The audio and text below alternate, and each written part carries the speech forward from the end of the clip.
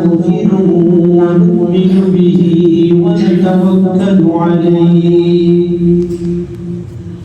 ونعوذ بالله من شرور أنفسنا ومن سيئات أعمالنا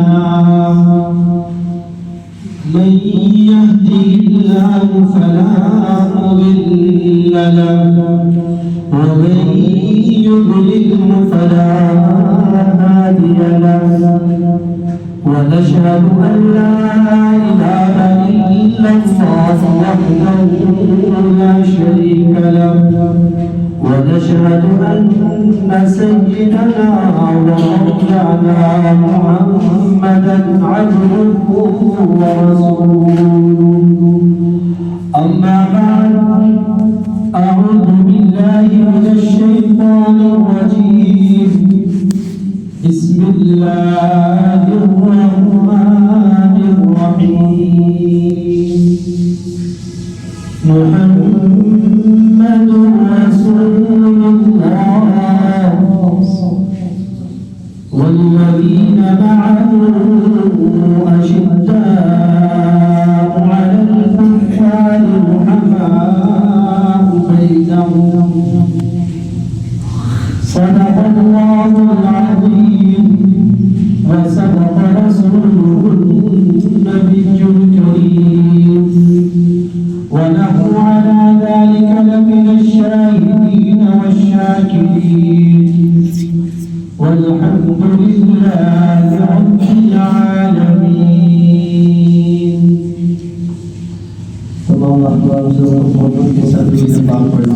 اللهم صل على محمد وعلى آل محمد كما صليت على إبراهيم وعلى آل إبراهيم إنك حميد مجيد. اللهم بارك على محمد وعلى آل محمد كما باركت على إبراهيم وعلى آل إبراهيم إنك حميد مجيد. محترم سامعین گرامی قدر، اللہ رب العزت کی ذات کے بعد اس کائنات میں سب سے افضل جو رتبہ و عظمت وہ انبیاء علیہ السلام کی ہے.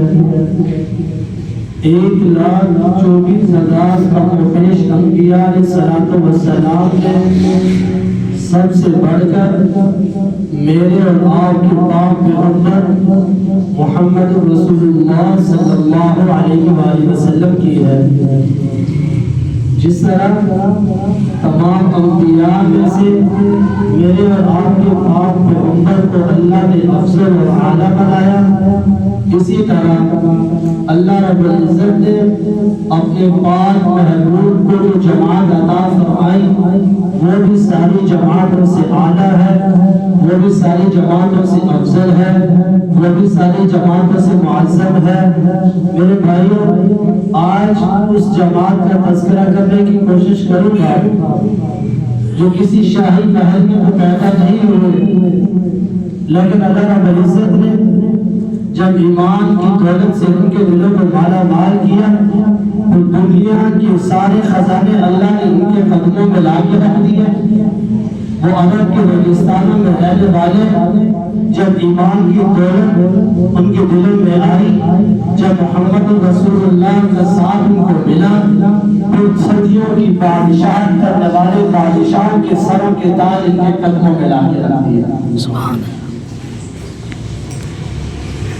1,24,000 کا مبیش انبیاء علیہ السلام جب اللہ رب العزت نے ان کا سلسلہ ختم فرمایا، میرے اور آپ کے پاک پیغمبر حضرت محمد رسول اللہ صلی اللہ علیہ وآلہ وسلم کی ذات اقدس پر میرا اور آپ کا یہ عقیدہ اور ایمان ہے کہ اللہ کے پاک پیغمبر کے بعد یعنی کہ محمد رسول اللہ صلی اللہ علیہ وآلہ وسلم کی ذات اقدس کے بعد قیامت کی صبح تک نہ کوئی پاک نہ کوئی پیغمبر آئے گا نہ کوئی نبی آئے گا.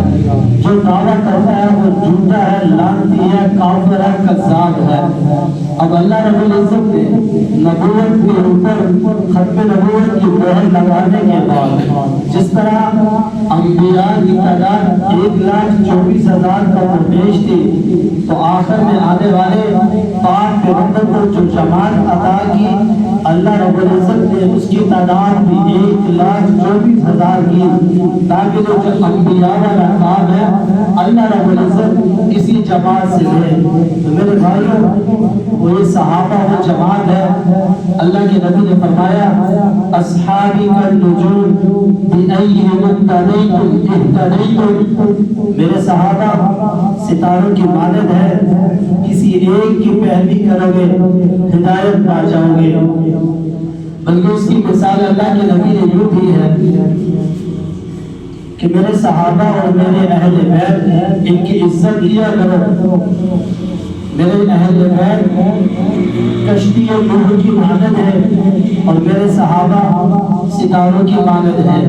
فرمایا کہ جس طرح طوفان نوح کے بعد کشتی نوح میں آنے والے کامیاب ہوئے، اسی طرح میرے اہل بیت کی کشتی میں آنے والا بھی کامیاب ہوگا.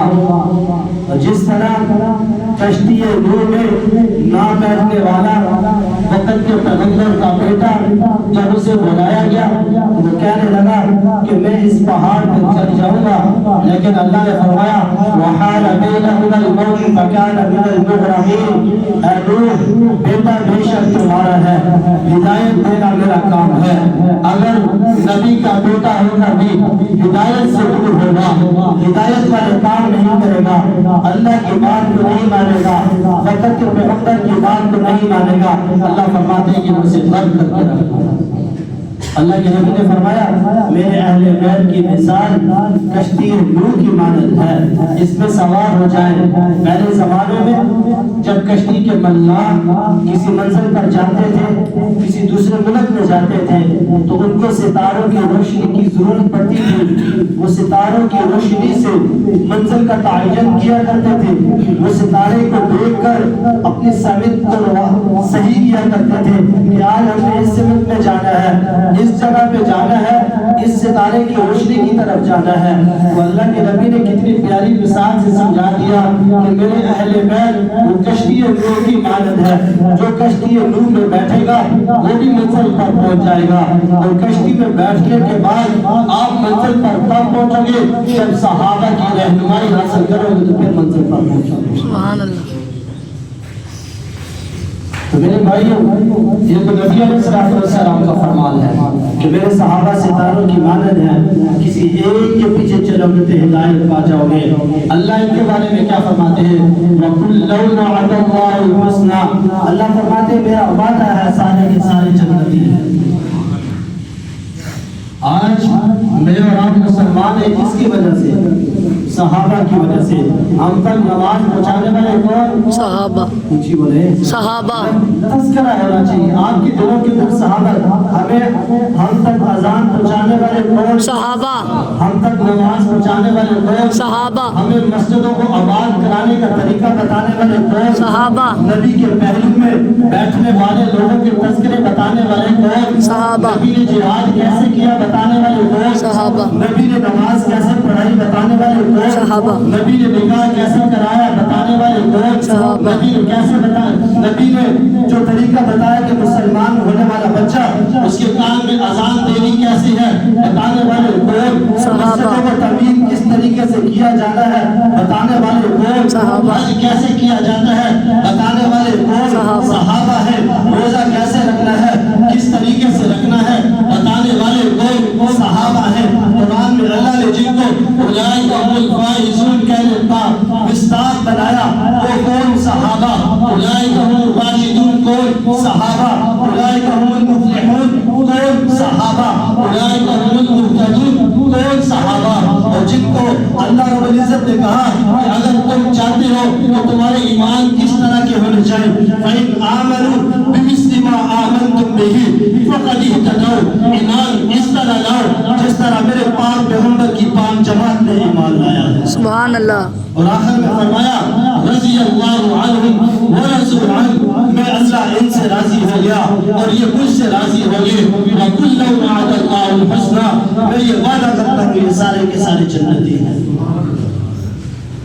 تو میرے بھائیوں یہ پاکیزہ جماعت محمد رسول اللہ کی وہ جماعت کہ جن کے بارے میں اللہ کے نبی بار بار کبھی ایک مجلس میں بیٹھے ہوئے فرمایا سنو لوگوں، ابو بکر فی الجنہ، ابو بکر جنتی ہے، عمر فی الجنہ، عمر جنتی ہے، عثمان فی الجنہ، عثمان جنتی ہے، علی فی الجنہ، علی جنتی ہے، طلحہ فی الجنہ، طلحہ جنتی ہے، زبیر فی الجنہ، زبیر جنتی ہے، سعد بن ابی وقاص جنت فی الجنہ، یہ جنتی ہے. 10 عشرہ مبشرہ سعید بن زید، ابو عبیدہ بن جراح اور عبد الرحمن بن عوف، یہ 10 صحابہ کرام ہیں جن کو اللہ کے نبی نے ایک ہی مجلس میں نام لے کر کہا کہ آپ کے اوپر جنت کو واجب کر دیا گیا. سبحان اللہ. اور میرے بھائیو آج ان کے تذکرے ہمارے گھروں سے ختم ہو چکے، ہماری مسجدوں سے ان کے تذکرے ختم ہو چکے ہیں. آج ہمارے جو بندہ یہ چاہتا ہے میرے گھر میں لڑائی جھگڑے نہ ہو، میرے گھر کے اندر برکت ہو، میرے گھر میں سکون ہو، میری اولاد میری فرما بردار ہو، میری تجارت اچھی ہو، میرا کاروبار اچھا ہو، میرے گھر کے تعلقات اچھے ہو. صحابہ کے تذکرے کرنا شروع کر دیں، اپنی اولادوں کے صحابہ کے تذکرے سکھائیں، اپنی اولادوں کو صحابہ کے دین کے واقعات سنائیں. میرے بھائیوں آج میں اور آپ اس مسجد میں جمعہ پڑھ رہے ہیں، صحابہ کے صدقے سے پڑھ رہے ہیں. آج مسجد آباد ہے، صحابہ کے صدقے سے آباد ہے. میرے بھائیوں آخری حجت الوداع کے موقع پر جب اللہ کے نبی نے کہا میں اليوم اکملت لکم دینکم واتممت علیکم نعمتی، سنو میرے صحابہ، میرے ساتھیوں، میرے شاگردوں، میرا ساتھ دینے والوں سنو، آج میں جس کام کو لے کر دنیا میں آیا تھا آج میں نے اس کو مکمل کر دیا ہے. تم گواہی دیتے ہو سارے صحابہ، 1 لاکھ سے زیادہ صحابہ نے اعلان ہوگا کھڑے ہو کر آپ کے اس اعلان کے جواب میں فرمایا یا رسول اللہ آپ نے بلکہ پہنچایا نہیں، پہنچانے کا حق ادا کر دیا ہے. اور اللہ کے نبی نے فرمایا سنو پھر پھیل جاؤ، شمال جنوب مشرق مغرب میں پھیل جاؤ، میرے اسلام و دین کو پوری دنیا میں پھیلا دو. حدیث کے الفاظ ہیں کئی ایسے صحابہ جو اپنے گھروں کو نہیں گئے کہ پیغمبر کا حکم آ گیا ہے. اب ہم اگر گھر جاتے ہیں تو پیغمبر کے حکم کی حکومت ہوتی ہے. میرے بھائیوں کہاں مکہ مدینہ اور افریقہ کے جنگلات میں صحابہ کرام پہنچے، افغانستان کے اندر صحابہ کی قبریں ہیں اور پاکستان کے شہر سکر کے اندر صحابہ کی قبریں ہیں. ان کو اپنی اولادیں عزیز نہیں تھی، ان کو بیوی بچے کاروبار عزیز نہیں تھا. میرے بھائیوں مصعب بن عمیر رضی اللہ تعالیٰ عنہ مکے کا شہزادہ اور جس گلی سے گزرا کرتے تھے، ان کی گزرنے کے بعد کئی گھنٹے تک خوشبو سے اندازہ لگا لیا جاتا تھا تو مصعب بن عمیر اس گلی سے گزر کے گئے. یہ اسلام لانے سے پہلے کی بات ہے. اور جسم پر جو لباس ایک دفعہ پہنتے تھے کئی لاکھ درہم کا، یعنی کہ آج کے کروڑوں روپے کا لباس ان کے جسم پر ہوتا تھا اسلام قبول کرنے سے پہلے. لیکن جب اسلام کی دولت دل میں آئی اور اللہ کے ساتھ اور اللہ کے نبی کے ساتھ جاری لگائی، پھر ایسی جاری لگائی گھر والوں نے کہا اللہ اگر تم نے محمد کے دین کو نہ چھوڑا تمہارے بدن سے ان کپڑوں کو اتار دیا جائے گا، تمہیں جائیداد سے نکال دیا جائے گا، آگ کر دیا جائے گا، وراثت سے آگ کر دیا جائے گا، اپنی برادری اور کنبے قبیلے سے نکال دیا جائے گا، رشتہ داری سے تمہیں نکال دیا جائے گا. مصعب بن عمیر رضی اللہ تعالیٰ عنہ کو جب یہ تانے ملے کہا کہ تم بدن کے کپڑوں کی بات کرتے ہو، دیکھو یہ جو لباس تم نے مجھے دیا ہے اٹھا کر پھینک دیا اور ایک کان کا لباس پہن کر اللہ کے نبی کے دربار پر پہنچے. اللہ کے نبی کو کہا یا رسول اللہ گھر والوں نے لباس چھین لیا، گھر والوں نے جائیداد زمین رشتہ داری کوئی قبیلہ سب کو چھین لیا. اے اللہ کے رسول میں آج بنا بن کر آپ کے پاس آیا ہوں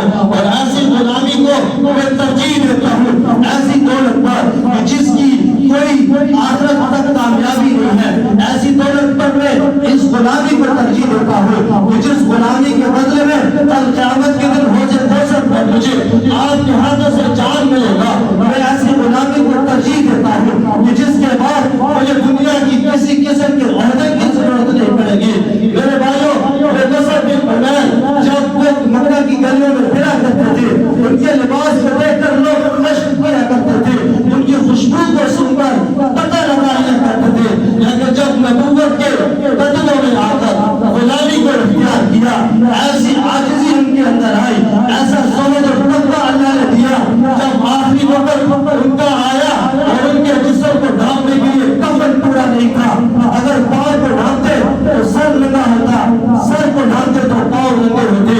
اللہ کے نبی نے فرمایا سر کو ڈھانپ دو، پاؤں والی جانب پر گھاس ڈال دیا جائے۔ میرے بھائیوں، یہ دنیا عارضی تھی، ان کو پتہ چل چکا تھا کہ آخرت کی کامیابی ہمیشہ ہمیشہ کی کامیابی ہے۔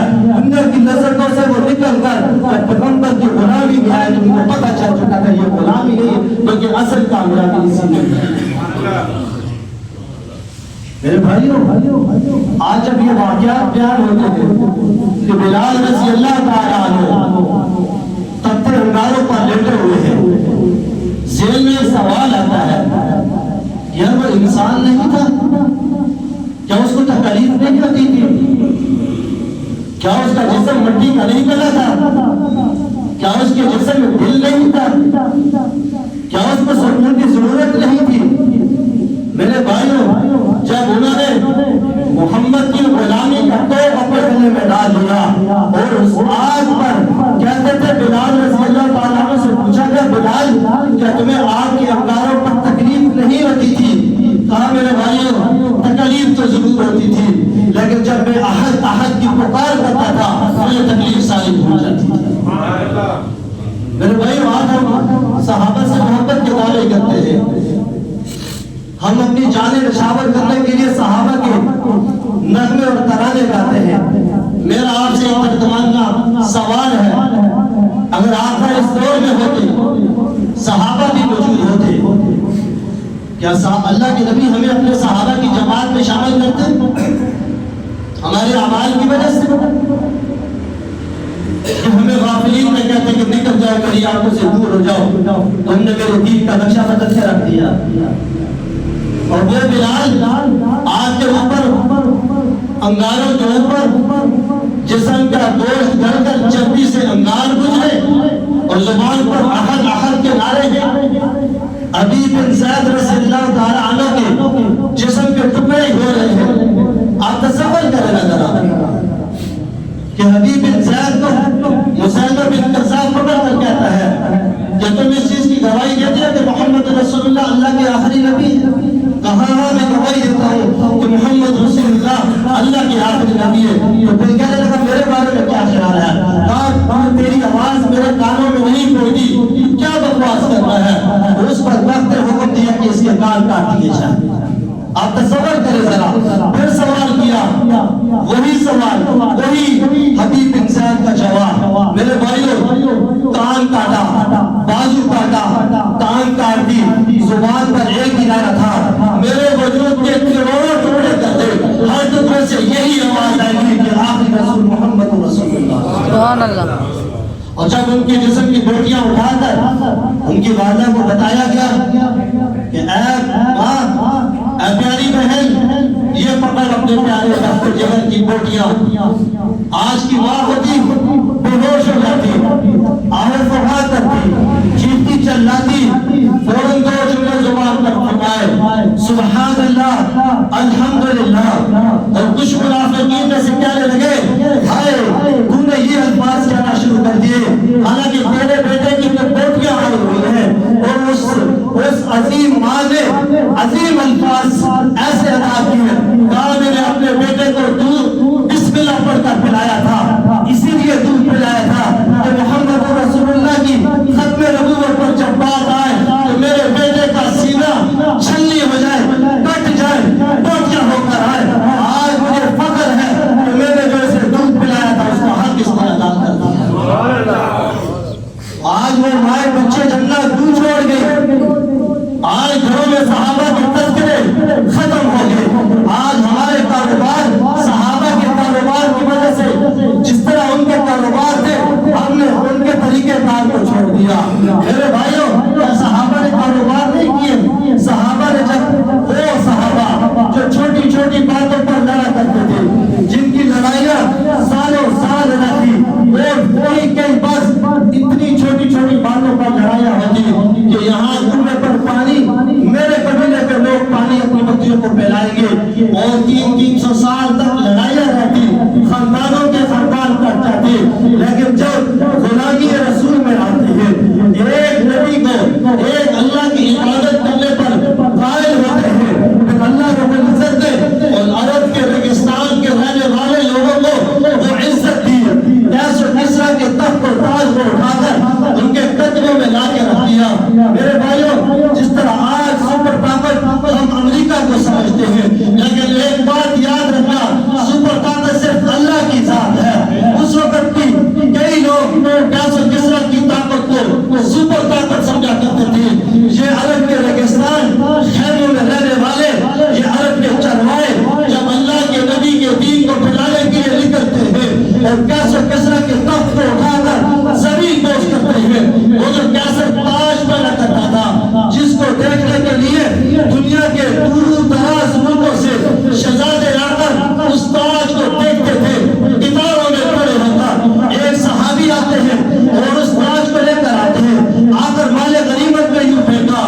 وقت کا امیر المؤمنین سوال کرتا ہے اے نقاب پوش اپنا نام تو بتا. اس تاج کو دیکھنے کے لیے بڑے بڑے شہزادے لائنوں میں کھڑے ہو جاتے ہیں. اپنا نام تو بتا. کہا میں نے جس ذات کے لیے یہ کام کیا ہے وہ میرا نام پہچانتی ہے. تو میرے بھائیوں ان کی اولین ترجیح آخرت تھی. ان کی اولین ترجیح محمد رسول اللہ کی اشاعت ان کے دین کی اشاعت ان کی تبلیغ ان کے دین کو دنیا میں پھیلانا یہ اولین ان کی ترجیح تھی. تو میرے بھائیوں یہی وجہ سے اللہ رب العزت نے ان کے دلوں سے دنیا کا خوف نکال دیا. حذیفہ بن یمان رضی اللہ تعالیٰ عنہ بادشاہ کے محل کے اندر جاتے ہیں یعنی کہ اس وقت کی سپر طاقت رکھنے والا ملک اس کے جب دربار میں جاتے ہیں. آج ہم کہتے ہیں جی شلوار ٹفل اوپر کریں گے شرم آتی ہے. سر پہ ٹوپی پہنے گی جی شرم آتی ہے. داڑھی رکھ لیں گے لوگ کہیں گے یہ تو مولوی بن گیا ہے. وہ کیا کہے گا؟ محلے والے کیا کہیں گے؟ خاندان والے کیا کہیں گے؟ قبیلے والے کیا کہیں گے؟ مارکیٹ والے کہیں گے یہ تو مولوی بن گیا. حذیفہ بن یمان رضی اللہ تعالیٰ عنہ بادشاہ وقت کے دربار میں موجود ہیں. ان کو جا کے للکارا سنو ہم محمد رسول اللہ کے غلام ہیں. ہم آپ سے جنگ کرنے کے لیے آئے ہیں. ہم آپ کو موقع دیتے ہیں یا اسلام قبول کر لو یا ہماری شرائط کو مان لو جزیہ اور فدیہ اور ٹیکس دو اور ہمارے قوانین کے مطابق زندگی گزارنا پڑے گی. نہیں تو دوسری صورت میں ہم آپ کے ساتھ جنگ کریں گے. اس بادشاہ نے کہا مذاکرات کے لیے بلایا اور دسترخوان لگایا اور اعلیٰ قسم کے کھانے ان کے سامنے رکھے.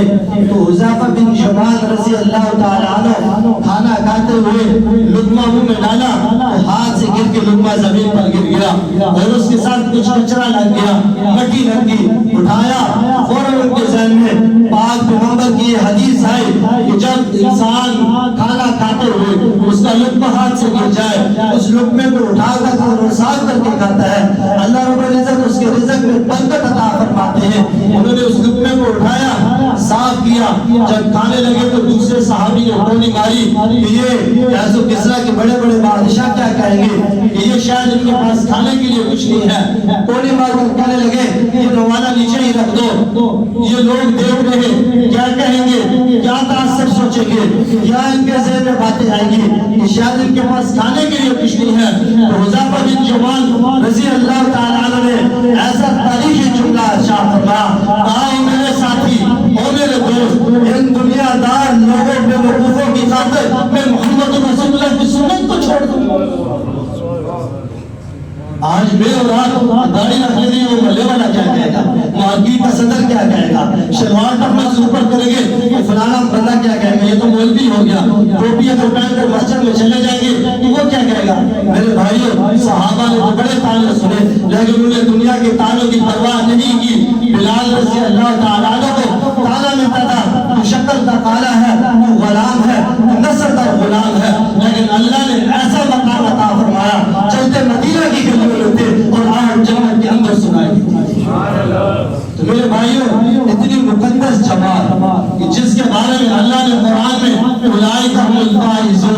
اولئک هم الراشدون، اور ایک جگہ بھی اولئک حزب اللہ، لوگوں سنو یہ میری جماعت ہے۔ ہم قرآن پڑھیں تو ہمیں پتہ چلنا صحابہ کے بارے میں اللہ نے کیا فرمایا۔ اولئک هم المهتدون، اولئک هم الراشدون۔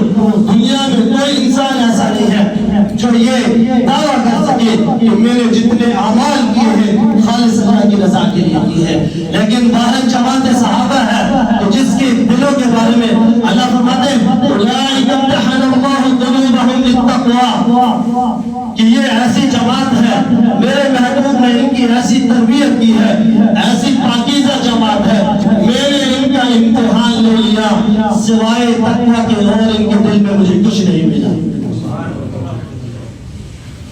اور فرمایا والذین معه اشداء علی الکفار، یہ وہ جماعت ہے محمد رسول اللہ۔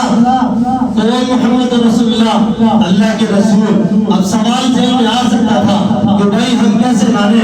اللہ نے اگلا جملہ فرمایا والذین معه اشداء علی الکفار، ان کے جو ساتھی ہیں ان کو دیکھو، وہ جب کافروں کی باری آتی ہے تو سخت ہو جاتے ہیں، رحماء بینہم، آپس میں بڑے پیار، نرم دل اور بڑے محبت سے رہنے والے ہیں، اور تراہم رکعا سجدا، کبھی سجدوں میں ہوں گے، کبھی رکوع میں ہوں گے، کبھی اللہ کی تسبیح کو بیان کر رہے ہیں، کبھی اللہ کی عظمت اور بزرگی کے نعرے لگا رہے ہیں، کبھی جہاد کے میدان میں اللہ کی توحید اور دعوت کے لیے تلوار ہاتھ میں لے کر، خالد بن ولید جیسا کمانڈر اپنے ہاتھ میں تلوار لے کر اور غزوہ یرموک کے موقع پر نو تلوار توڑ کر تنے تنہا اپنے کمانڈر سے یہ دعویٰ کرتا ہے کہ اس 60,000 کے لشکر کے لیے میں اکیلا خالد بن ولید اکیلا ہی کافی ہوں۔ میرے بھائی یہ جذبہ کہاں سے آیا؟ یہ ایمان، یہ طاقت اس لیے آئے کہ ان کو پتا تھا یہ دنیا عارضی ہے، دنیا مچھر کا پر ہے، یہ دنیا کی لذتیں ختم ہونے والی ہے، ہم نے آخرت کی زندگی کی تیاری کرنی ہے۔ میرے بھائیوں یہ وہ جماعت صحابہ جن کے پرچار محمد رسول اللہ بھی اپنی حدیث میں کرے، جن کے تذکرے اللہ اپنی کلام میں بھی کرے، آج وہ مظلوم جماعت بن کے رہ گئی ہے۔ آج 14ویں صدی کا کوئی چمار، کوئی کالا اٹھ کر ان کی ذات پر ہاتھ اٹھائے اور کہے کہ نہیں جی محمد رسول اللہ کے بعد وہ کلمہ سے پھر چکے تھے، میں آپ سے سوال کرتا ہوں آپ تک کلمہ پہنچانے والے کون؟ صحابہ۔ اس طرح بولو کہ دشمن کے گھروں تک یہ آواز آنی چاہیے، آپ تک کلمہ پہنچانے والے کون؟ صحابہ۔ آپ کو کوئی یہ دعویٰ کرے کہ پوری دنیا کی دولت آپ کے ہاتھ پر رکھتے ہیں، نبی کے دین سے پھر جاؤ تو پھر جاؤ گے؟ آپ نے صحابہ کو دیکھا؟ نہیں۔ محمد رسول اللہ کو دیکھا؟ جب 14ویں صدی میں فتنوں کے دور میں آپ اپنے دین سے نہیں پھر سکتے، بتائیں پھر صحابہ اپنے دین سے کیسے پھر سکتے؟ تو میرے بھائیوں آج مجھے اور آپ کو ایک ہی کام کرنا ہے، دفاع صحابہ کے لیے کام کریں گے نا؟ انشاءاللہ۔ اپنی اولادوں کو صحابہ سکھائیں گے، انشاءاللہ۔ اپنی اولادوں کو صحابہ کی زندگیاں پڑھائیں گے، انشاءاللہ۔ اپنے اولادوں کے نام صحابہ کے نام پر رکھیں گے انشاءاللہ۔ اور سب سے زیادہ جو دشمن کو تکلیف ہوتی ہے وہ لفظ معاویہ سے ہوتی ہے، آج یہ وعدہ کریں جن کی شادیاں نہیں ہوئی وہ یہ آج یہ اپنا عزم اور اللہ کے گھر میں بیٹھ کر اپنے دل پر ہاتھ رکھ کر کہے میں اس پاک پیغمبر کے منبر پر بیٹھ کر قسم کھا کر کہتا ہوں کہ اگر اس نیت سے ہو کہ میں بیٹا اگر ہوتا ہے اس کا نام معاویہ رکھوں گا، اس وجہ سے کہ یہ پاک پیغمبر کے پاک صحابی کا نام ہے، میں اللہ کے گھر میں بیٹھ کر اللہ سے کروڑ ہاتھ % اس کی ذات پر یقین کرتے ہوئے کہتا ہوں کہ اللہ رب العالمین اس کو بیٹا عطا فرمائے۔ اپنے بیٹوں کا نام معاویہ رکھیں گے، ابو بکر عمر رکھیں گے، عثمان و علی رکھیں گے، طلحہ زبیر حسن و حسین رکھیں گے۔ میرے شروع میں فرمایا اللہ کے نبی نے فرمایا اہل بیت میرے کشتی نوح کی مانند ہے، جو کشتی نوح میں بیٹھے گا وہ بھی کامیاب ہوگا، اور میرے صحابہ ستاروں کی مانند ہے، کسی ایک صحابی کے بھی پیچھے بھی چلو گے تو کامیاب ہو جائیں گے۔ ہم اہل بیت والے بھی ہیں, ہم صحابہ والے بھی ہیں, ہم در والے بھی ہیں, ہم گھر والے بھی ہیں. میرے بھائیو, جس شخص نے یہ دل میں سوچ لیا کہ اہل بیت کی محبت میرے دل میں ہے اور صحابہ کا گستاخ بن گیا, اس کا ایمان ختم, وہ دار اسلام سے خارج. یہ فرق کیا ہے کہ میرے دل میں صحابہ کی محبت ہے, اہل بیت کی محبت نہیں ہے. وہ جھوٹ بولتا ہے, وہ کبھی مومن نہیں ہو سکتا, وہ منافق تو ضرور ہو سکتا ہے, اہل بیت کا وفادار نہیں ہو سکتا. تو میرے بھائیو, آج سے یہ نیت کریں, اور یہ جماعتی الثانی پورا مہینہ انشاءاللہ صحابہ کے تذکرے ہوں گے, منبروں محراب پہ ہوں گے, ہر گلی کوچے میں ہوں گے, ہر گھر میں ہوں گے, ہر سکول دفتر اور کالج یونیورسٹی میں ہوں گے, ہر مارکیٹ, ہر ریڑی بال پر, ہر قبیلے کے اندر, کچہری, عدالت اور ججوں کے ہر احاطے کے اندر صحابہ کے تذکرے ہوں گے. تو اس کے لیے سارے کوشش کریں گے نا. اللہ رب العزت آپ کے جذبے کو قائم فرمائے. اللہ رب العزت آپ کا قیامت کے دن صحابہ کرام کے ساتھ آپ کا حشر نصیب. میرے بھائیو, اگلا جمعہ انشاءاللہ صحابہ کے سردار کون ہیں؟ ابو بکر صدیق.